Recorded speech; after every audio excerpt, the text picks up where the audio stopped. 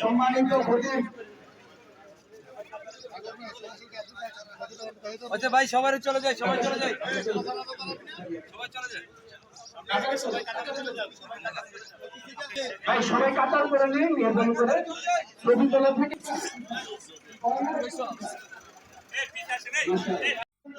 এবং ভাষণদেব থানার অন্তর্গত 55 নং ওয়ার্ড বিএনপির সম্মানিত সভাপতি এবং সেক্রেটারি এবং জনাব মনির হোসেন বাচ্চু ভাই, সচিব আজহার হোসেন সচিব ভাই সহ মহসিন জুন্নাহ সকল নেতৃবৃন্দ। তো আমরা এখানে আমাদের সকলের গত 17 বছর আমরা এরকম বিভৎস জানাজা পড়ছি অনেকবার। ছেলে সরকার বিরোধী আন্দোলন করার কারণে জনগণঠিক হওয়ার কারণে তাকে গ্রেপ্তার অবস্থায় ছিল। আমাদের সময় গত 17 বছর পরেও কিন্তু বাংলাদেশের বিভিন্ন জায়গায় অবস্থান করছে। সেই ষড়যন্ত্রের শিকার আমার এই ভাষণঘাট থানা যুবদলের একজন সংগ্রামী যুবনেতা সিনিয়র যুদ্ধ আহ্বায়ক সুমন আজকে দীর্ঘদিন ধরে এই বাকশালী এবং স্বাধীনতা বিরোধীদের চক্রান্তের কারণে এখনো জেলে বন্দী। আমি বর্তমান সরকারের কাছে অনুরোধ করব, একজন গণতান্ত্রিক আন্দোলনের সৈনিক হিসেবে, একজন যুবদলের সাবেক নেতা হিসেবে আমি দাবি করব, সুমনের বিরুদ্ধে যে ষড়যন্ত্র হচ্ছে সেই ষড়যন্ত্রকে ছিন্ন করে মা এখানে মৃত্যুবরণ করেছেন, কিন্তু হ্যান্ডকাপ করা অবস্থায় সে আজকে আমাদের সাথে জানাজার উপস্থিত হচ্ছে।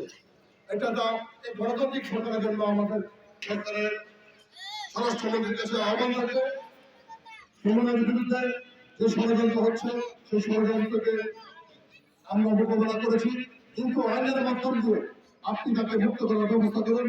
সে যেন তার সন্তান এবং মাকে এখন আর পাওয়া সম্ভব না, কিন্তু পরবর্তীতে যেন সে তার পরিবারের সাথে মুক্ত বাস করতে পারে, তার জন্য আমি আপনার কাছে গুরুত্ব দাবি জানাচ্ছি এবং সুমনের কাছে দুঃখ প্রকাশ করছে। ষড়যন্ত্র শিকার হয়ে কারাবন্দী অবস্থায় কিন্তু তোমার মা জানাটা করছে। ইনশাআল্লাহ এমন করণে না, আল্লাহ তাআলা নিশ্চয়ই তার প্রতিদান তোমাকে দেবে। আল্লাহ হাফেজ। বাংলাদেশ জিন্দাবাদ। তারেক রহমান জিন্দাবাদ।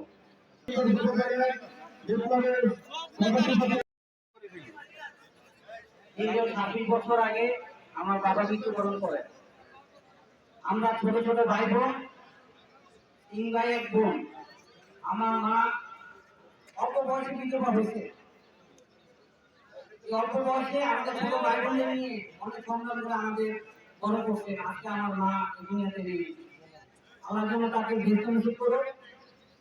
আমরা আমাদের এলাকাবাসী সকলের প্রতি অনুরোধ, আমার মাকে সবাই দোয়া করবে, আমার মা যেন জান্নাতবাসী হয়। আর সর্বোপরি আমরা যেহেতু এই এলাকায় ছোট থেকে বড় হয়েছি, জন্ম হয়েছি এলাকায়, অনেক সময় অনেক ভুল ত্রুটি অনেক কিছু করতে দয়া করে আমাদের ভাই বোন কারো ব্যবহারে যদি আপনারা অসন্তুষ্ট হন আমাদের ক্ষমা করে দিন।